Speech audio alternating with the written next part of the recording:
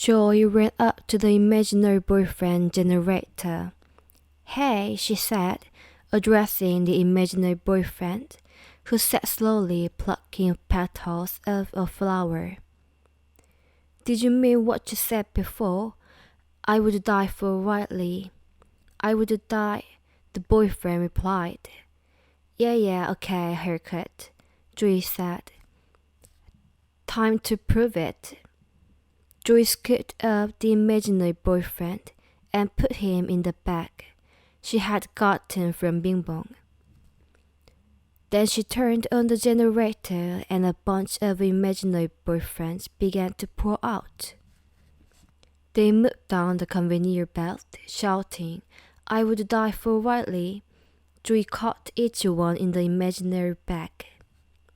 "That's good," she said, putting the last boyfriend in. As sadness floated up ahead on her cloud, Joy ran past her and yanked on a twisted palm tree made from balloons, pulling it from the ground. With careful aim, she untied it and used the rush of air from the balloons to blow sadness and a cloud back toward the memory dump. Joy sped up, running along the cliff edge, parallel to sadness, as they both moved closer to Family Island. Joy finally stopped, her eyes on sadness, and aligned herself with Family Island. All of a sudden, Joy dumped the bag and the boyfriend poured out. Their momentum pulled Joy to the top of an incredibly tall tower of imaginary boyfriends. "This is crazy," Joy said to herself. "No, be positive." She took a deep breath. "I am positive this is crazy." The tower of Teen Boyd swayed as Joy gazed at headquarters in the distance. She looked out at the trampoline on Family Island, then back at sadness, and calculated her strategy. "Now," she shouted. On Joy's command, the boyfriends took out their cell phones to take a photo, tipping them toward and launching Joy onto the trampoline. She bounced off and ricocheted into the air, flying toward sadness. Then she grabbed sadness mid-air and carried her along. "Joy?" asked sadness, stunned. "Hang on," shouted Joy as they soared through the air like birds. Splat! Bull's eye! The two hit the back window of headquarters. The other emotions ran over. It's Joy, exclaimed disgust, fear, anger, and disgust tried to open the window, but it wouldn't budge. "Stand back," shouted anger. He threw a chair, but it bounced right off. "That worked," said disgust. "Well, what would you do if you're so smart?" Anger said, annoyed. Disgust's eyes lit up with an idea. "I'd tell you, but you're too dumb to understand," she said. "What?" Anger asked. "Of course your tiny brain is confused," Disgust went on, mocking Anger as she tried to get a rise out of him. "Guess I will have to dumb it down to your level." Anger let out a giant, angry roar, and flames came out of his head. Disgust, who had quickly put on a welding mask, picked him up and used his head like a blowtorch.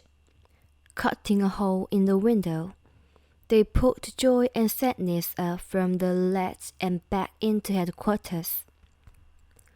The others were so relieved to see them. "Thank goodness you're back, Joy," said Fear. "You were just trying to make more happy memories." "That's all we wanted to do."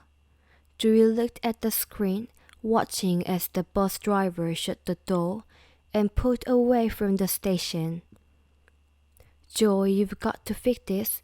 Disgust demanded, "Get up there." Joy turned and looked at Sadness. "Sadness, it's up to you." "What?" the others said in unison. "Sadness." Joy hushed them and gave Sadness a look of encouragement. "Oh, I can't, Joy." Joy pushed Sadness toward the console. "Riley needs you." "Okay," Sadness said nervously. She took a deep breath and set her hands down on the console. The blackness receded, and the idea bulb flicked off. Sadness gently pulled it out as Joy, anger, fear, and disgust watched it in amazement. Inside the bus, Riley's expression changed from listless to sad. Then she stood up, gripped the seat in front of her. "Wait, stop!" she shouted. The boy stopped and Riley marched up to the front. "I want to get off." She got off the bus and ran toward home. Riley's parents were worried sick as they racked their brains trying to figure out where she might be. "Her teacher hasn't even seen Riley all day," said Mom. "I can't believe this," they said. "What was she wearing last? Do you even remember what?" asked Mom, panicking. Just then, Riley walked through the front door. "Riley," shouted Mom, rushing to her. "Riley, there you are, thank goodness," said Dad, relieved. Inside headquarters, Sadness was confidently driving. Joy pulled the yellow core memories out of the bag and handed them over to her. The memories all turned blue. In the dining room, Riley cried as Sadness placed each memory, one at a time, into the recall unit. All the memories turned a deeper shade of blue. Sadness continued to work the console, helping Riley as she talked to her parents. "I know you don't want me to, but I miss home." Riley sat through her tears. "I miss Minnesota." Mom and Dad listened as Riley went on. "You need me to be happy, but I want my old friends and my hockey team. I want to go home. Please don't be mad." Her parents hugged her. "Oh, sweetie," said Mom. "We're not mad," said Dad. "You know what? I miss Minnesota too." Her parents talked about all the things they missed about Minnesota. The woods, their backyard, the lake. The three of them hugged as Riley continued the soap. Joy gave Sadness the blue core memory. Sadness took Joy's hand and led her to the controls.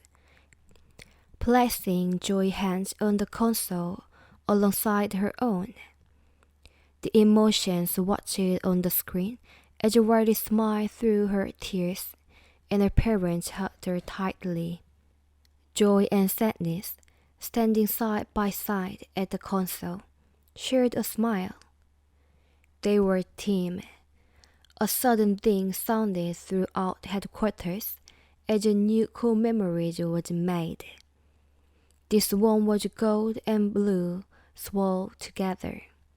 At first, Joy and Sadness placed it in the core memory holder and watched as a new family island arose, bigger and better than the last. Days later, Riley's mind world looked very different. Headquarters was getting a major upgrade, while mind workers adjusted the console. The emotions looked out the window, admiring the new island of a personality. "Hey, I'm liking this view," Fear said. "Friendship Island has expanded." Anger said. Glad they finally opened the friendly argument section. "I like tragic vampire romance island," added Sadness. Boy Band Island, hope that's just a phase, Fear said, wringing his hands nervously. Say what you want, I think it's all beautiful, said Joy, just grateful that there were islands once again. All right, one of the workers announced it, clearing his throat. There you go, your new expanded console is up and running. The worker hit a button, and the shiny new console lit up as the emotions gazed at it in awe. Discuss eyed one of the new buttons. Hey guys, what's puberty? She asked, reading the word on the button. Fear and sadness shrugged as Anger checked out some new editions. Whoa, he said. I have access to the entire course word library. On the screen, they could see that Riley and her parents were just getting to the hockey rink. Once inside, Riley's parents gave her some word of wisdom before the game. Now when you get out there, you are aggressive, they said. I know that, said Riley. But not too aggressive, added Mom. You know, you guys don't have to come to every game, said Riley. Her parents' faces were completely painted with the team colors. Are you kidding? I'm not missing one. Go Foghorns. They said, making a foghorn noise. Go Riley, Foghorns are the best, shouted Mom, making a foghorn noise too. Riley shushed them. Okay, I gotta go. She smiled and walked away, feeling a little embarrassed. Inside headquarters, Joy was beaming. Oh, she said. They love us, Fear exclaimed. Yeah, Mom and Dad are pretty cool, said Anger. Guys, of course they are, said Discuss, cautioning them. But we can't show it. She stepped out to the console and pushed a lever. Inside Dad's head, his emotions had their faces painted too. They cheered. She loved the face painting, said Daddy's Fear happily. Huh, said Dad's Anger. Told you it was a great idea. Dad turned to Mom and smiled. She smiled back. Inside Mom's mind, her emotions also had their faces painted. Best idea he's had in a while, Mom's Anger said. He's a really good guy, said Mom's Sadness. Riley walked toward the ice and accidentally bumped into a teenage boy, causing him to drop his drink. She picked it up and handed it to him. Sorry, she said, smiling. Inside the boy's mind, a warning light was blaring. All of his emotions ran around his headquarters in a panic. They were yelling at the same time as an alarm sounded. Girl, girl, girl. The boy stood stunned, unable to utter a word.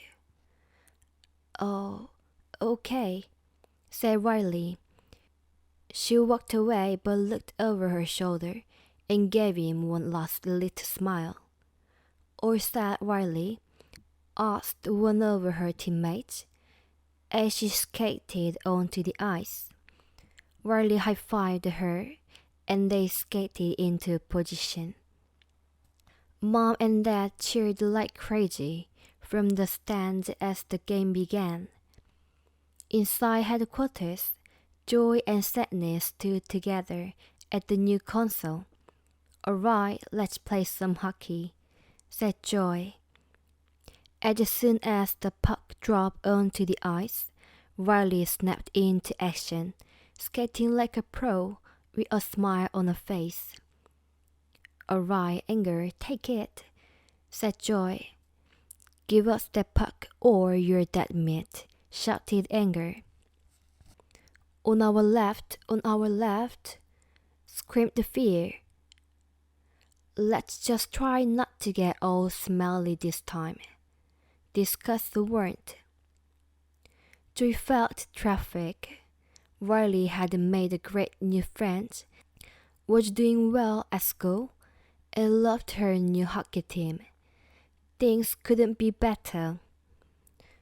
Joy was confident that she and sadness, along with the rest of the emotions, would work together to help Riley live a happy life. Things might have gotten turned inside and out, and even upside down and round, but everything was going to be just fine.